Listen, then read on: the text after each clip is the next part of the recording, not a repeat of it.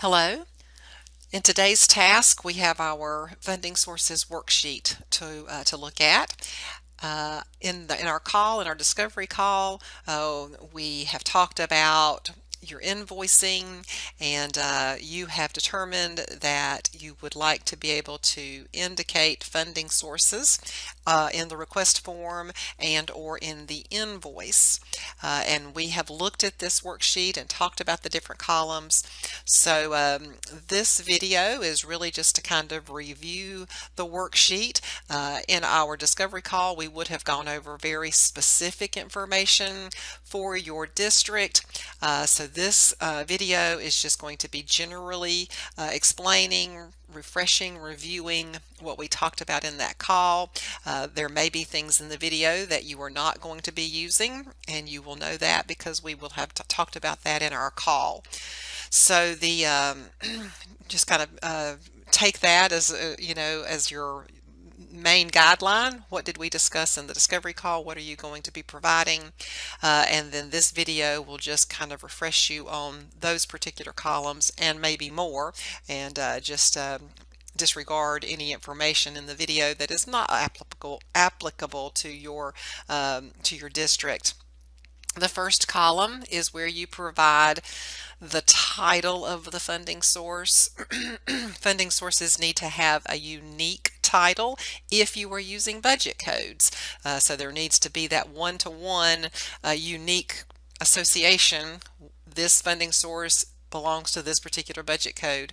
Now, if you're not using budget codes and you're just using funding sources, and then you can have one funding source, for example, CTE, that you call CTE, and we can associate CTE with any of the schools that you maybe have. If you want to just have CTE available at the high schools, then we can just show CTE to the high schools, and there can be one budget code, or excuse me, one funding source called CTE.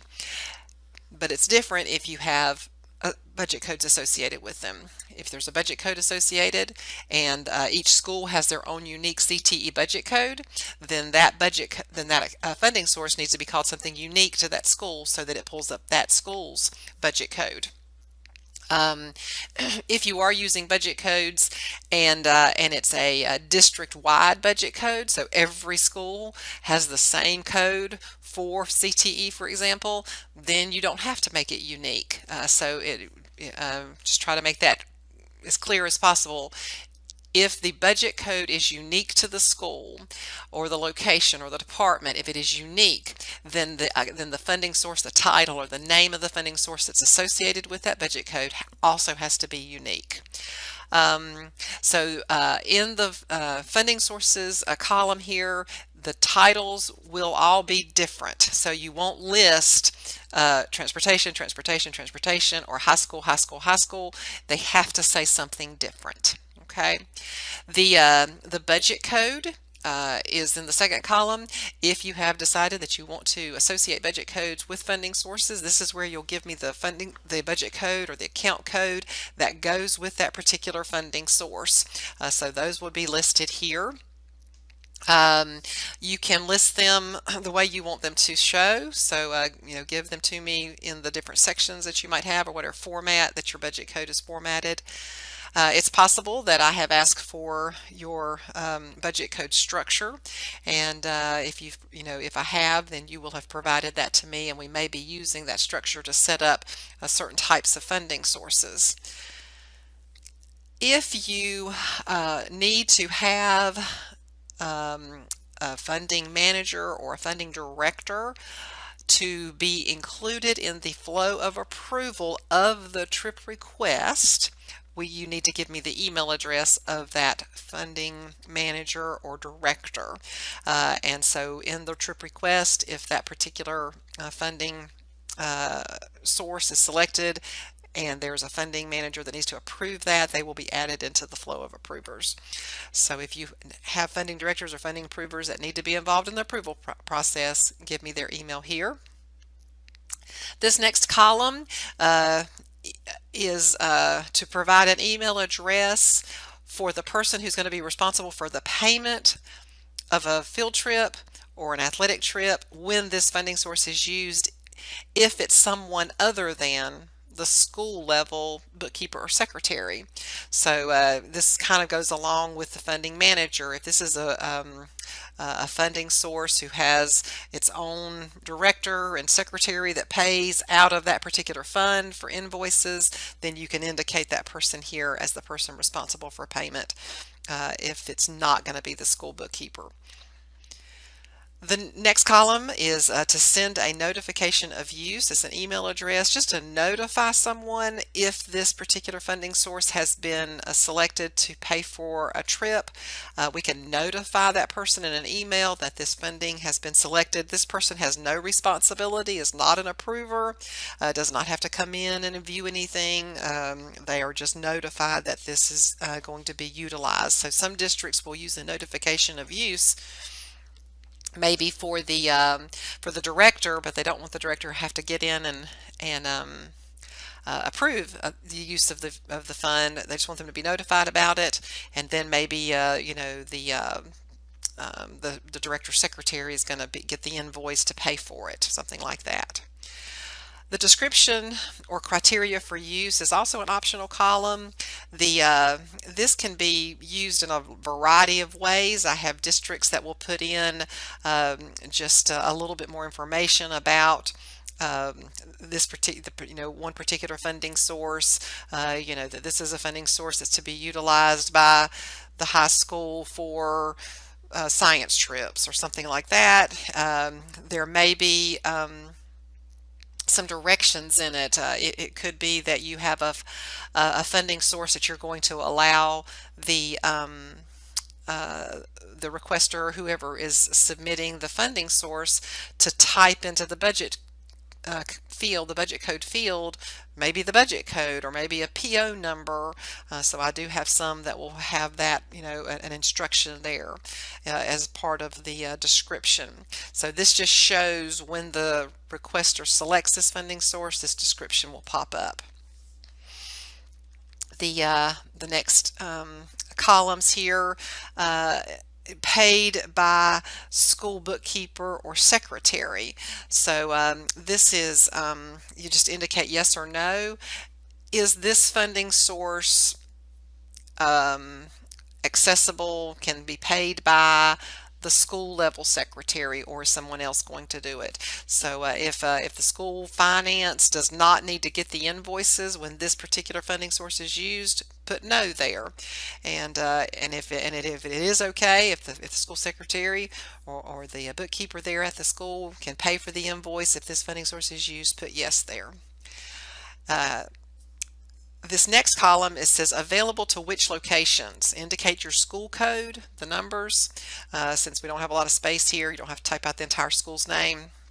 So indicate here in this column who should have access to that funding source. If it's it's a CTE funding source, then maybe you only want to give access to the high schools and maybe the middle schools. If it is if it's a football funding source, then maybe only the high schools have that. If it's maybe something that's specific to your elementary schools, Save the Children Fund or something, and maybe only elementary schools get that, indicate the elementary school. It may be it's a funding source that only one school should see, and this is the only school that has the theater department. So this is a theater funding source. Only this high school should see this funding source. Along the same lines is the next column, available on which type of trips. So we can narrow down the availability and the accessibility of this funding source. So available to which trip types: FT, field trip; AT, athletic trip; ST, staff trip. So which trip type should see this particular funding source. Obviously, if you have funding sources out there for your different sports, then those would not be available on field trips. You would only make those available on athletic trips.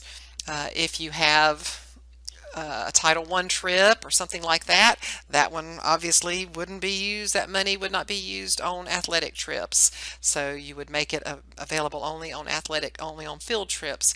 Maybe it's a professional a CEU, or something, funding, and so it's only going to be available to staff travel, not to travel with students. So it just indicate, and it may be available in all three, and you can indicate all there if you want to. And then an allotment amount. Again, this is optional. Some districts want to set up their funding sources and to indicate an allotment that's available. And so what's the allotment that's in that particular funding source? I've also given you a shot of the an example of the funding table to kind of give you a little bit of an idea of how we're going to be setting this up, why we need this information, how this information is going to be used. So the first thing you have here is the funding source. That's going to be the title. That's that first column, the name or the title of the funding source. The next three buttons here are the three options, or excuse me, the four options in how we can set the funding source up. And so this is something that we will have discussed in the call, and you've also received an explanation of each of these options, and so we'll be selecting that. The question about if allotments are going to be used, that's just an indication for the table.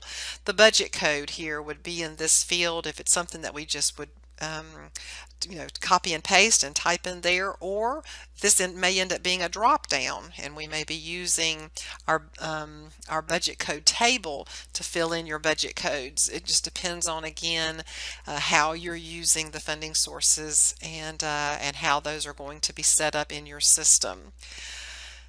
Is the code editable or not? Some districts want to have no budget code filled in automatically, and they want the approver or the requester to be able to type in something in that budget code field, so we can leave it editable or we can lock it down. So if a funding source or if an account code populates, then it cannot be edited, and so we would select no there. The approver email, this is that column that asks about if there's a manager or a director of the funding source that needs to be involved in the approval flow. The payment email, this is that individual that we talked about that would be responsible for paying for the trip out of this particular fund. So if this is someone other than the secretary at that school location, you would need to provide an email. If it's going to be the secretary at the location, you don't need to provide that secretary's email, because we already know if it's school funded and that secretary's paying for it. The notification of use is the next field. Again, that's just to send an email notification to this person if this funding source is going to be utilized. They don't have any responsibility. They don't have to go in and pay for anything or mark anything approved. The description, we talked about that as well. This can be anything you like for it to be, however you want to use this particular field. Include on school finance, this is what I'll check yes or no, as if the secretary at the school needs to receive this invoice. Once this invoice is approved, the trip has occurred and this invoice is approved, does the school secretary at the school location need to get that invoice? Location specific. If we say yes here, then this is where I will fill in if you have given me which schools should have access to this funding source. Some funding sources, all the schools, all the locations can use it. And so it would be location specific, no, because any location can use it. Location specific, yes, then you'll tell me which location should have it and I'll check those off. And then finally, display on which types of trips, the main trips, field trips, athletic trips, and staff trips. So you'll just indicate which types of trips those will show up on. So that's an example of what the funding table looks like. If that might help you when you're giving the information here on the worksheet. So at the very least, we need a title of the funding source, and then you can see there's other things we can add on. And again, we we have had our discovery call. We have talked very specifically and in detail about what the information that you're going to need to provide. This video is just kind of a review of that, a refresher of the different columns. You may or may not be using all these columns, just according to whatever we talked about in the call. So go ahead and start working on your worksheet here, filling it in with the information that we discussed. Once you have completed the worksheet with all of your funding information and any other information that you're going to provide on the worksheet, go ahead and attach it to this task, and then you can mark this task done, and we will start working on your funding table and getting it set up for you before we move on to the next task. So thank you for your time and good luck with your funding sources.